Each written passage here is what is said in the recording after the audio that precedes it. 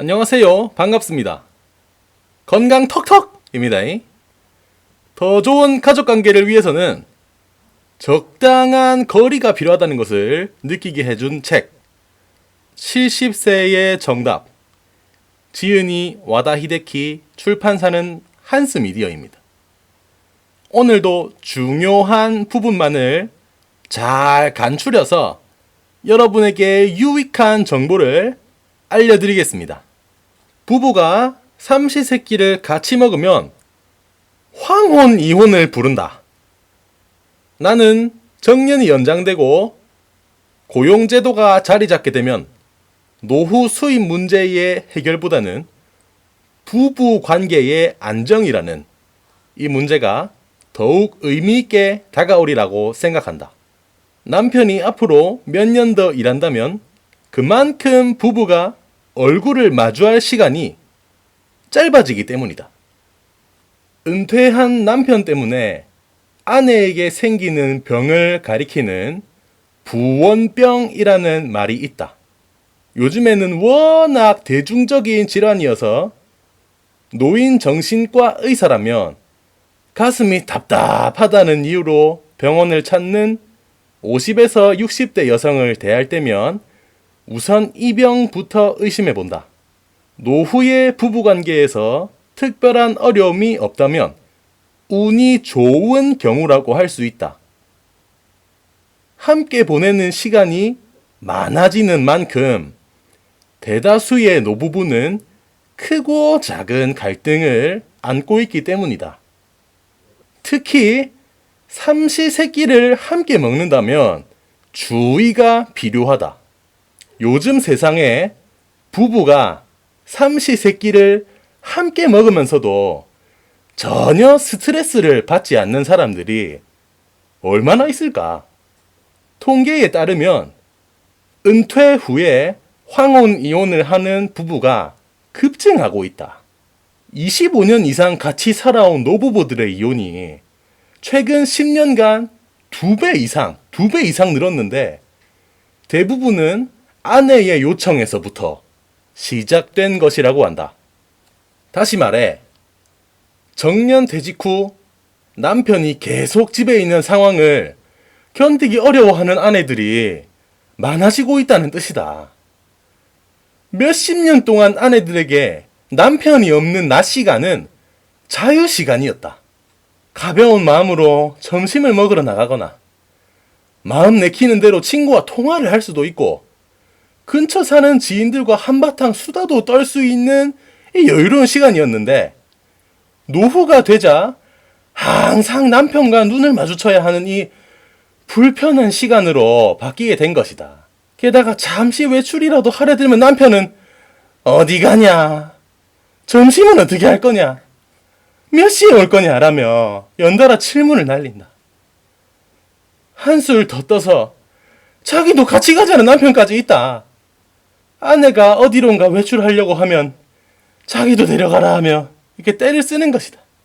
그러니 아내들은 물에 젖은 낙엽처럼 끈적끈적 달라붙는 남편에게 정이 떨어지지 않을 수가 없다. 환갑을 넘긴 아내의 입장에서는 오래전에 육아에서 손을 뗐고 아이들에 대한 책임감에서도 벗어났으니 가정의 공동 운영자로 계속 남아있을 이유가 없어졌다. 그래서 황혼 이혼장을 내미는 것이다. 집에는 없는데 건강한 남편이 최고! 노후에도 건강한 결혼 생활을 유지하고 황혼 이혼만은 피하고 싶다면 남편은 어떻게 해야 될까? 거듭 말하지만 남편의 은퇴는 본인에게는 자유시간의 시작일지 모르지만 아내에게는 자유시간의 종료를 의미한다. 정년퇴직한 남편은 아내에게 이 자유를 빼앗는 쇠사슬 같은 존재다. 지금까지 사이가 좋았던 부부라 해도 마찬가지다. 이제껏 사이가 좋았던 데에는 남편이 아내의 자유시간을 보장해준 공이 크다. 이 사람은 자유를 뺏길 때 가장 큰 스트레스를 받는다.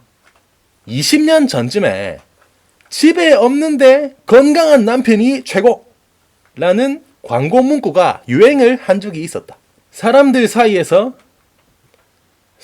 사이에서 자주 회자되었다는 것은 그만큼 당시의 상황을 잘 표현했다는 뜻일 터이다. 이 말은 요즘에도 똑같이 적용된다. 남편들은 먼저 이전부터 정확히 이해해야 한다. 사람과 사람 사이에는 원래 적당한 거리가 필요한데 고슴도치끼리 너무 붙어 있으면 서로의 가시에 찔리듯이 사람들도 지나치게 가까이 지내면 마음의 상처를 입기 쉽다.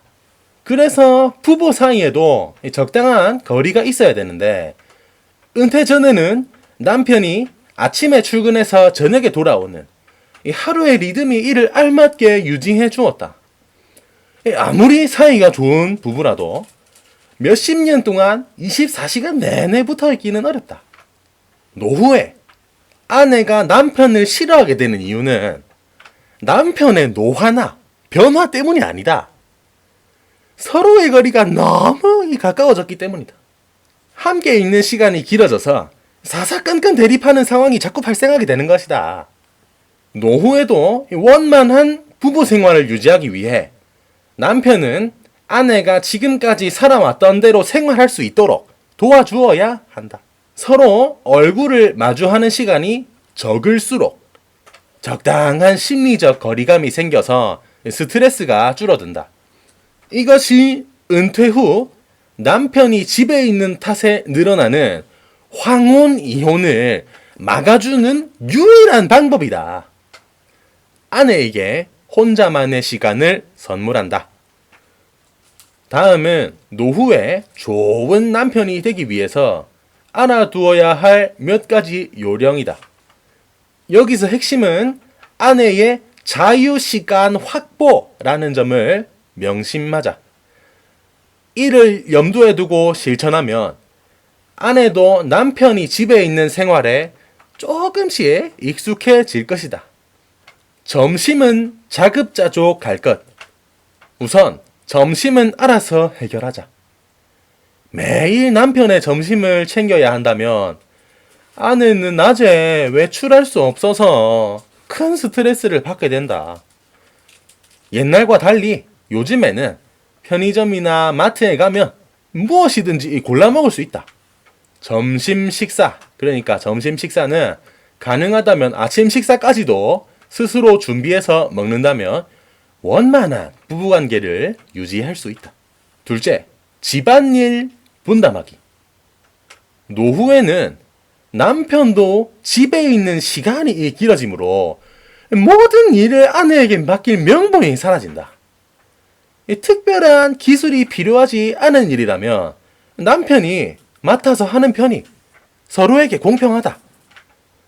쓰레기 버리기, 빨래 널기와 개기, 화장실 청소, 방 청소 같은 것은 몇 번 정도만 해보면 금방 할 수 있다.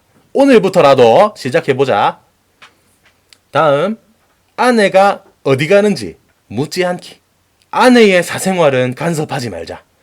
당연한 말이지만 아내를 졸졸 따라다녀서도 안 된다. 다음, 취미생활 함께 하지 말기. 노후에 좋은 부부 관계를 위해 취미생활을 함께 하는 사람들이 있는데 젊었을 때부터 함께 즐겨왔던 취미가 아니라면 피하자. 아내와 같은 문화센터에 다니더라도 시간대를 달리해서 서로 마주치지 않도록 하자. 물론 늙어가는 남편도 힘들다. 이번에는 노후를 원만하게 보내기 위한 아내의 마음가짐에 대해 알아보자. 은퇴 후에는 남편도 지친다. 알다시피 남성의 평균 수명은 여성보다 짧다. 게다가 대부분의 경우 남편이 아내보다 나이가 많은 편이므로 더 먼저 늙기 시작한다.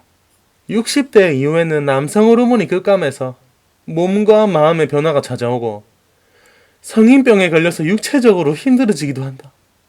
또 노인성 우울증의 초기 증상을 보이는 사람도 생긴다. 은퇴를 맞이한 남편들도 여러 가지로 고달프다는 말이다. 그러니 노후의 부부는 서로를 지켜주는 돌봄이라는 마음가짐으로 힘들 때마다 함께 도우며 지내야 한다. 남편이 집에 있으니 이제 아내가 나가서 일을 해보자. 노후에 남편이 집에만 있다고 답답해하지 말고 아내가 먼저 나서가지고 일자리를 찾아보면 어떨까? 어른 2명이 한 지붕 아래에서 생활하려면 하루에 몇 시간 동안은 얼굴을 마주하지 않는 거리두기가 필요할 수밖에 없다. 게다가 이 작은 일이라도 하면 노후 자금에 대한 걱정도 덜 수 있다.